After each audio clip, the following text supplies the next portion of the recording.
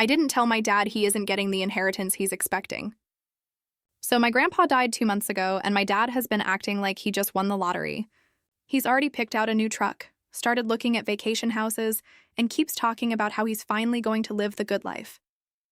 The thing is, I'm the one who helped Grandpa write his will 3 years ago when he was still sharp, and I know exactly what's in it. Dad's not getting what he thinks he's getting.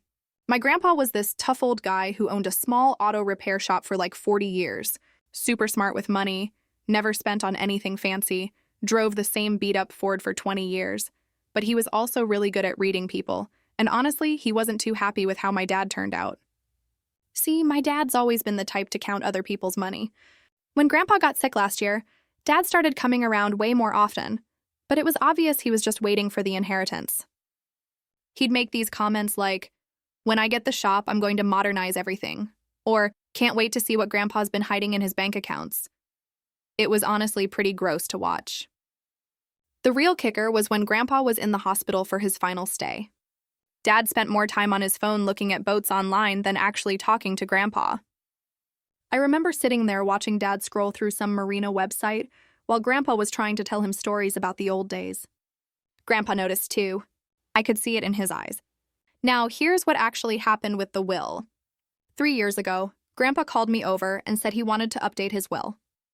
He was always closer to me because I actually helped him at the shop sometimes, and didn't just show up when I needed something. We sat at his kitchen table with this lawyer he'd known forever, and Grandpa laid it all out. The auto shop going to Carlos, his head mechanic who's been there for 15 years and actually knows how to run the place. Carlos has been like a son to Grandpa. Comes by every weekend to check on him. Brings his kids around. Real family stuff. The house that's going to my cousin Emma, who's been helping Grandpa with groceries and doctor appointments for the past 5 years, while Dad was too busy to visit regularly. Dad gets $5,000 in Grandpa's old toolbox. That's it. The really crazy part is Grandpa left me as the executive of the will, which means I have to be the one to break all this news to everyone. He told me straight up, "I want you to handle this because you'll do it right and you won't let anyone push you around about it." But here I am 2 months later watching my dad make all these plans and I haven't said anything. Part of me feels bad because he's genuinely excited. Like yesterday, he showed me this RV he wants to buy and was talking about how him and Mom are going to travel the country. But the other part of me remembers all those times Grandpa tried to connect with him and Dad just wasn't interested unless money was involved. The will reading is scheduled for next Friday. Dad keeps asking me if I know anything about what's in it, and I just tell him we'll find out soon enough. He assumes since I helped Grandpa with some paperwork that I must know something good. He actually said to me last week, "You're probably going to get something nice too. But don't worry, I'll make sure you're taken care of when I inherit the big stuff." I called the lawyer yesterday to double-check everything, and she confirmed that, yeah, this is exactly what Grandpa wanted. She also mentioned that Grandpa specifically told her he didn't want anyone knowing the details beforehand because he wanted people's true colors to show. Turns out Grandpa was watching everyone real carefully these past few years. Carlos doesn't even know he's inheriting the shop. Emma doesn't know about the house. They're both going to be shocked. But Dad's going to be destroyed. And I'm the one who has to watch it happen. And then deal with the aftermath. I didn't tell my dad he isn't getting the inheritance he's expecting. For the past 2 months, ever since Grandpa passed, I've been watching him walk around like he just hit the jackpot. He's been bragging to his friends, talking to my mom about RV road trips, even looking at beach houses online like they're already his. It's surreal. He's acting like Grandpa's death was some sort of lottery win. The truth? Grandpa saw him more clearly than anyone else ever did. Grandpa ran a small auto repair shop for 40 years. He was tough, no nonsense, and sharp as a blade, even in his late 80s. He was careful with money, didn't waste a cent, and drove the same rusty Ford until the end. But he was also brilliant at reading people. He always knew what was in someone's heart. And he wasn't happy with how my dad turned out. See? Dad's always been the kind of man who counts other people's money. When Grandpa got sick, Dad suddenly started visiting more, but it wasn't out of love. He'd drop hints like, "When I get the shop, I'll finally modernize it." Or, "I bet Grandpa has a hidden account somewhere." I hated sitting there listening to him. Grandpa noticed too. I saw it in his eyes every time Dad brushed off a story to scroll through his phone. I'll never forget the last hospital visit. Grandpa was trying to tell him about the old days, about how he built the shop from nothing, about how proud he was of the people who worked alongside him. My dad didn't even look up. He was too busy checking prices on used boats. Grandpa's voice cracked a little when he realized Dad wasn't listening. He gave me this look, sad but also knowing, like he had already made his decision. The truth is, he had. 3 years ago, when Grandpa was still strong, he called me over. "I want to update my will," he said. We sat down at his kitchen table with his lawyer. He didn't waste any time. He laid it all out, crystal clear. The auto shop? Going to Carlos, his head mechanic. Carlos has worked there for 15 years, loyal, honest, and practically family. He checks in every weekend, brings his kids to visit, even fixed Grandpa's sink when it broke last winter. Grandpa told me, that shop needs someone who actually cares about it, not someone who sees it as a piggy bank. The house? Going to my cousin Emma. She's been the one getting Grandpa groceries, driving him to appointments, helping him with prescriptions. She sacrificed her time for him when no one else would. Grandpa adored her. As for my dad, $5,000. And Grandpa's old toolbox. That's it. And me? I'm the executor of the will. Grandpa chose me because, in his words, you'll do this right and you won't let anyone push you around. At the time, I felt honored. But now, with Dad spinning dreams about vacations and new trucks, the weight of that responsibility is crushing me. He has no idea what's coming. He actually told me last week, "Don't worry, when I inherit the big stuff, I'll take care of you too." He smiled like he was being generous, like I should be grateful.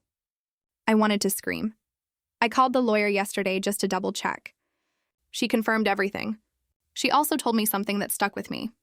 Grandpa specifically asked her not to reveal the will beforehand. He wanted people's true colors to come out. He wanted to see how everyone acted when they thought the money was theirs. And now, everyone's true colors are showing. Carlos still comes by every weekend like nothing's different.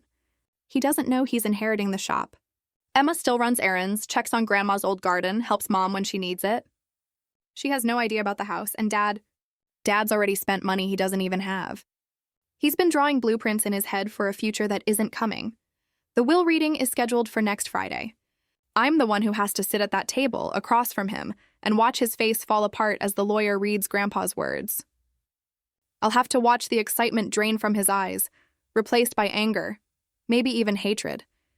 And I know deep down he'll look at me like it's my fault.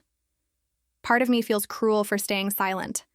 Yesterday he showed me an RV online, grinning like a kid, saying, "Your mom and I are going to see the whole country." For a split second, I almost told him.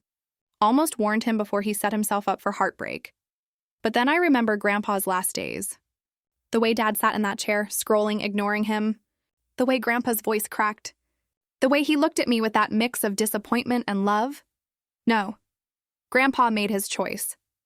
And I promised I'd carry it out. Next Friday, the truth comes out. Carlos and Emma will be shocked, maybe even overwhelmed with gratitude. Dad will be crushed, maybe furious, and me? I'll be sitting in the middle of it all, the messenger of Grandpa's final judgment, and honestly, I think that's exactly how Grandpa wanted it. Story 2: At my brother's wedding, I was given a folding chair by the kitchen. His fiancée said, "It's just for plus-ons."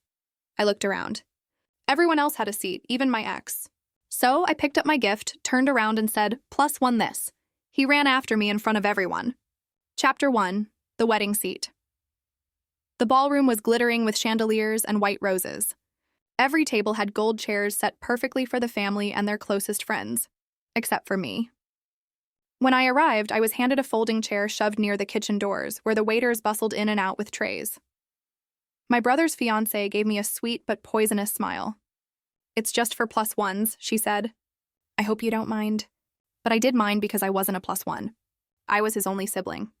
And as I looked around the room, I saw every cousin, every distant relative, even my ex, all seated at tables, laughing under the glow of chandeliers, and me pushed to the shadows like an afterthought. I gripped the wrapped gift in my hands, my heart pounding. Then I stood, raised the chair slightly, and said loud enough for everyone nearby to hear, "+1 this." I turned and walked away. That was the moment everything changed. Chapter 2: The Fallout. The ballroom doors swung shut behind me, but not before my words rippled through the crowd like a crack of thunder. Conversations faltered. Glasses clinked awkwardly. Heads turned toward the kitchen, then toward the empty folding chair. I hadn't planned a scene, but the scene had written itself. I hadn't even reached the valet stand when I heard my name. My brother's voice cut through the chatter. Desperate, not commanding, he was jogging toward me, tuxedo half unbuttoned, his fiancée frozen in the doorway behind him. "Wait!" he shouted. "You can't just leave. Not like this." But I didn't slow down. For once, I let him feel the sting of being ignored. Inside, the silence cracked. Guess whispered, "Why would she put her only sibling by the kitchen?" Did you see how she smirked? Even the ex got a seat, but not the sister. The fiancé's carefully curated image, perfect bride, perfect hostess, fractured under the weight of those murmurs. She tried to laugh it off to say I was overly sensitive, but no one bought it. Because humiliation, once exposed, is contagious. I reached my car, gift still in hand. My brother finally caught up, panting, eyes wild. "Please," he said, "come back inside, don't ruin this." I turned, meeting his gaze for the first time.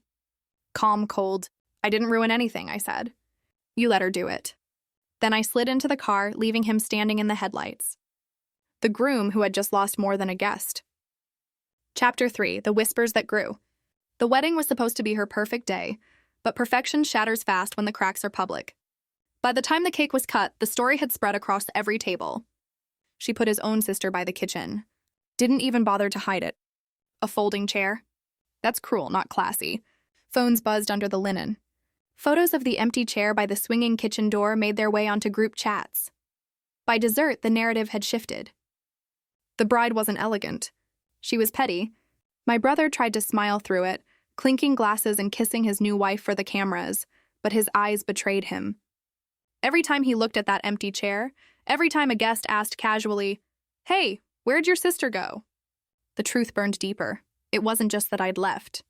It was that everyone noticed why. Behind closed doors, the argument started that very night.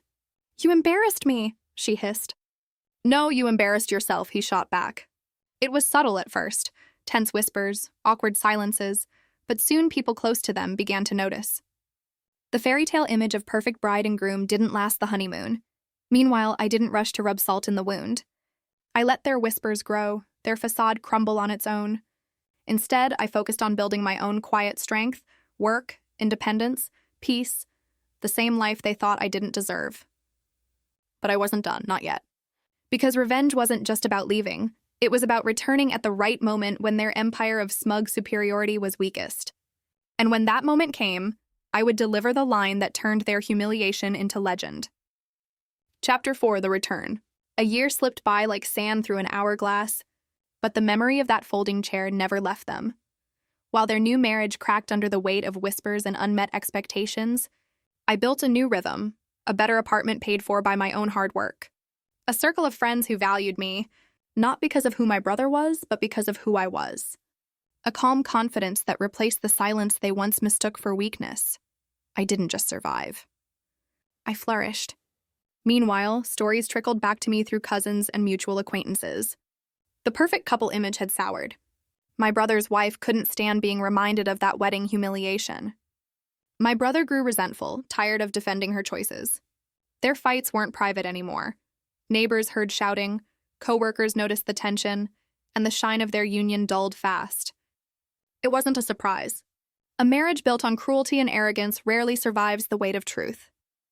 The opportunity came at a family fundraiser, the kind of event my in-laws and their circle once dominated, where appearances mattered more than sincerity. I walked in quietly. No grand announcement, no attention-seeking. But the moment I entered the room, heads turned. My presence alone, calm, polished, untouchable, was enough to stir a storm. I didn't confront them directly. I didn't need to. A few polite words to relatives, a generous donation in my name, and suddenly the whispers that once mocked me had transformed into admiration. The folding chair at the wedding forgotten the line I left them with, plus one this. It had become legend retold in quiet chuckles whenever their names came up. And when my brother and his wife finally noticed me, the color drained from their faces because they realized the truth. I wasn't the forgotten outsider anymore. They were. Chapter 5: The Final Confrontation. It happened on a rainy evening. I had just finished dinner when I heard it, a frantic pounding on my door. Not polite, desperate. When I opened it, there stood my brother and his wife. They were nothing like the smug couple from the wedding. Their clothes were wrinkled, their eyes hollow, their posture heavy with defeat. "Please," my brother started, his voice trembling. We need you. Things are falling apart. We don't know what else to do." His wife, once so smug, clutched her hands together. "We're sorry about the wedding, about everything. Just please help us," they tried to explain. His business was failing and no one trusted him anymore. She had been humiliated socially after whispers of the folding chair incident spread. Their friends stopped calling, their finances were wrecked, and even family had started turning their backs.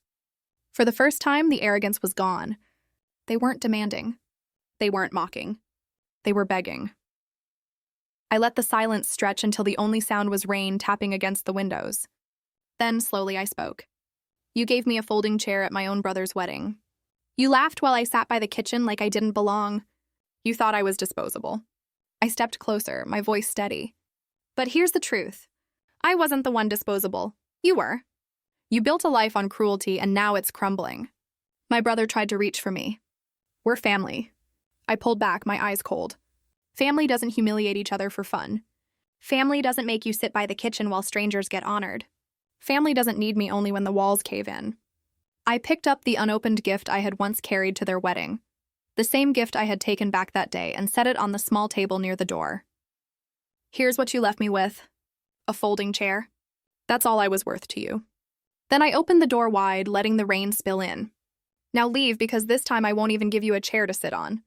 They stood there in stunned silence before turning away, their footsteps swallowed by the storm. As I shut the door, I felt no guilt, no hesitation, just closure. They had mocked me, diminished me, and tried to erase me. But in the end, it wasn't me who disappeared. It was them, forgotten, humiliated, and left to live with the weight of their own cruelty. Epilogue.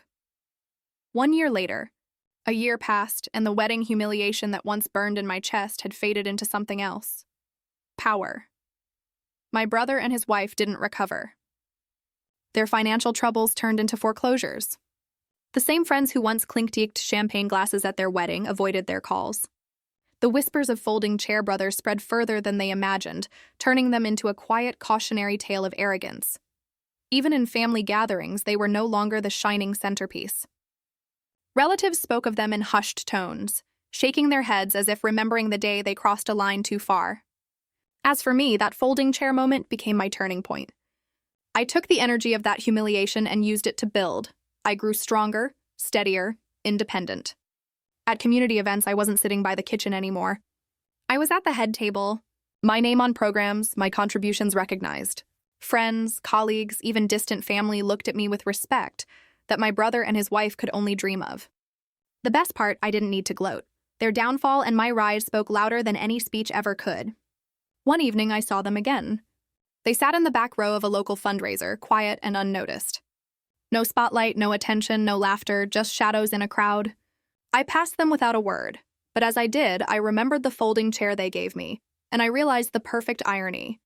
They once gave me the lowest seat in the house. But today I was standing tall, while they weren't even invited to sit at the table, closing line for maximum punch. They thought a folding chair would humiliate me. Instead, it became their legacy. And me, I never needed their seat.